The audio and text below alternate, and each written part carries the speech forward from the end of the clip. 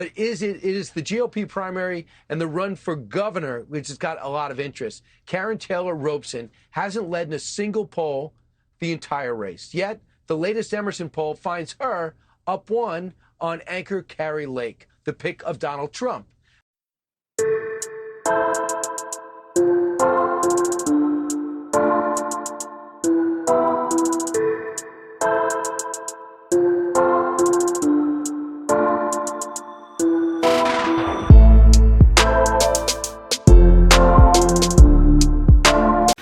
Your Honor, contending that there's irregularities and there is fraud in this election, at what point does Kari Lake stop and say, am I undermining Americans' faith in our elections? Kari Lake is going to help bring back honest elections to America. But you haven't even laid out any fraud or irregularities. Are about destroying America. But what fraud is there, Kari?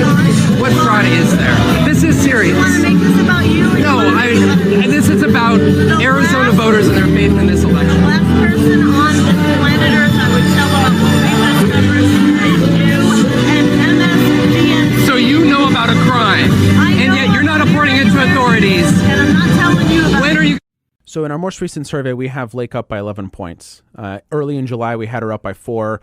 In June, had her up by 9. We have never had Karrin Taylor Robson up in any survey that we have done. What do you credit Kari's momentum the last 10 days to?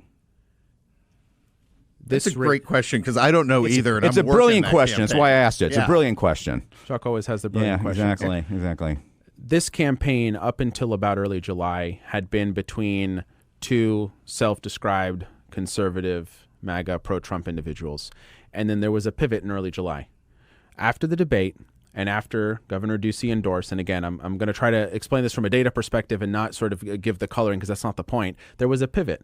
And then Karrin chose to, I think, go down a different path. And so the work that had been done, frankly, to peel away some Trump supporters was undone. Right or wrong, it was undone. And as we've gone into early voting, and we have about 400,000 ballots that have been returned, a little north of that, there's a lot of Republicans that have yet to vote. We are trailing by 6 or 7 points in terms of our return rate. So why are those people holding on? Yeah, sure, some of them it's because they're undecided. A lot of them it's because of election integrity concerns. Well, if you're holding on to your ballot, who will you be supporting? You're a Lake supporter. There was a pivot. You're voting for Finchman. You're voting for Kari Lake. You're voting for Blake Masters. You're voting for Abe. So I think there was a pivot. I think those undecideds that have been holding on, I think more of them broke to Kari Lake.